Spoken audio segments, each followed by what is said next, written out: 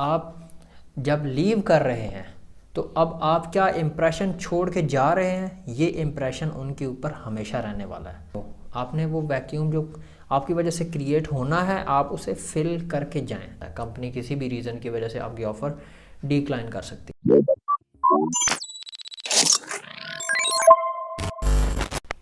अस्सलामुअलैकुम, my name is Noman and you are watching Sharp Scripter YouTube channel. Career talk series की आज की इस वीडियो में हम लोग बात करने वाले हैं how you can serve your notice period. Notice period वो टाइम होता है जब आप रेजिग्नेशन दे देते हैं, एंड इंडस्ट्री के अंदर इसको एक और भी नाम दिया जाता है, that is your honeymoon period. आज मैं आपको एक्सप्लेन करूँगा कि आपने कैसे इस पीरियड को स्पेंड करना है। बहुत से लोग इसको मतलब बहुत रिलैक्स हो जाते हैं और वो काम धंधा छोड़ देते हैं, और वो बिल्कुल ही यानी कि समझ लें कि ऑफिस आते हैं, चले गए, किसी भी चीज़ की वो टेंशन नहीं ले रहे होते, और एक तरह का वो बिल्कुल कंपनी से एक तरह का कट ऑफ हो जाते हैं। तो आपको कैसे इस टाइम को स्पेंड करना चाहिए, बिकॉज़ ये वो टाइम होता है जब आप कंपनी लीव कर रहे होते हैं, और आप जब लीव कर रहे हैं तो अब आप क्या इम्प्रेशन छोड़ के जा रहे हैं, ये इम्प्रेशन उनके ऊपर हमेशा रहने वाला है। जिस तरह हम कहते हैं ना कि first impression is the last impression, तो लास्ट इम्प्रेशन जो है ना वो भी एक वेरी इंपॉर्टेंट इम्प्रेशन जाता है। बिकॉज आप जब फर्स्ट टाइम आपका इम्प्रेशन किसी के ऊपर पड़ा तो उसने आपकी पर्सनैलिटी को जज किया। अब जब तक आप उसके साथ रहेंगे तो वो आपको उसी तरह बिहेव करेगा आपके साथ जिस तरह उसने आपको फर्स्ट टाइम पाया। अब जब आप लीव कर रहे हैं कंपनी को, तो नाउ आफ्टरवर्ड अब वो बंदे जो हैं जिस कंपनी को आप लीव कर रहे हैं, जिन लोगों को, कंपनी को लीव करना मतलब लोगों को लीव करना, ठीक है। तो अब आप जब लीव कर रहे हैं तो अब भी आप एक इम्प्रेशन छोड़ के जा रहे हैं। तो क्या आपका जो फर्स्ट इम्प्रेशन था वो अभी तक है या अब बदल चुका है? अब आप क्या इम्प्रेशन छोड़ के जा रहे हैं, ठीक है। और फिर बर्निंग दी ब्रिजेस, ये भी एक कॉन्सेप्ट है कि ऐसे ना जाएं कि आपको पीछे से गालियां पड़ रही हों, या वो कहें कि कंपनी कहे कि यार ये बंदा तो हमारा वो काम ख़राब कर गया, इधर मसला कर गया, उधर मसला कर गया। तो ओवरऑल आपका इंप्रेशन बुरा नहीं जाना चाहिए। This is the very important thing.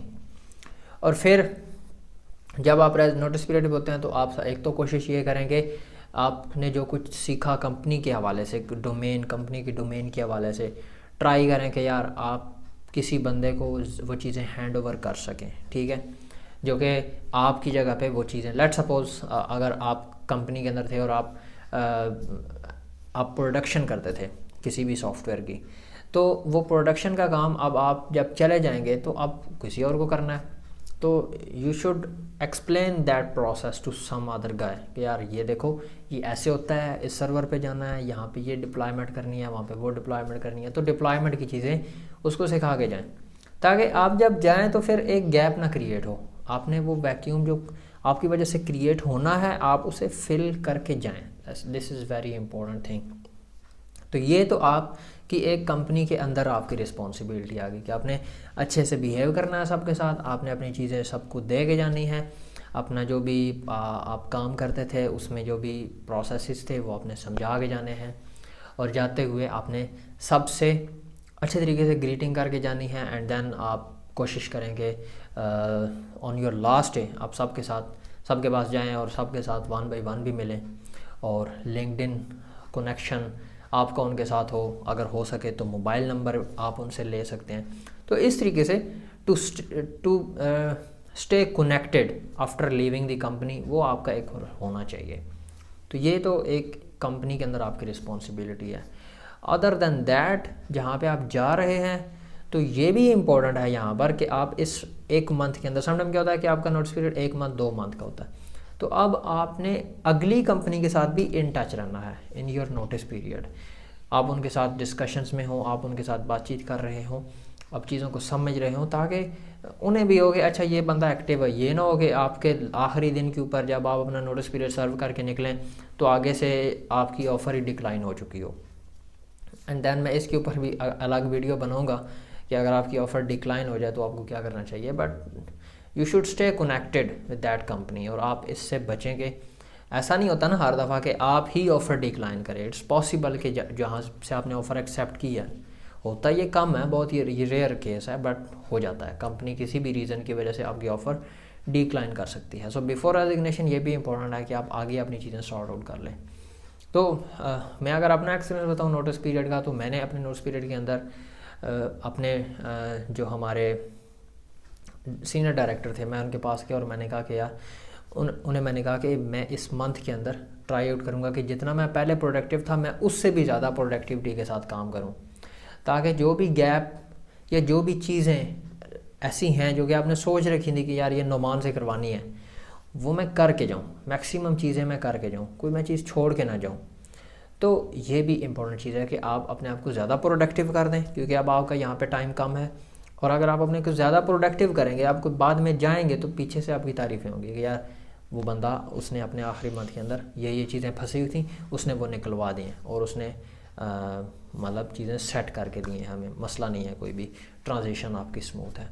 तो this is the main thing कि आपकी ट्रांजिशन जो है वो स्मूथ होनी चाहिए और आपके जाने से ज़्यादा गैप नहीं क्रिएट होना चाहिए। तो ये मेरी थॉट्स थी regarding to the serving your notice period, और मैंने आपके साथ कुछ थोड़ा सा अपना एक्सपीरियंस भी शेयर किया।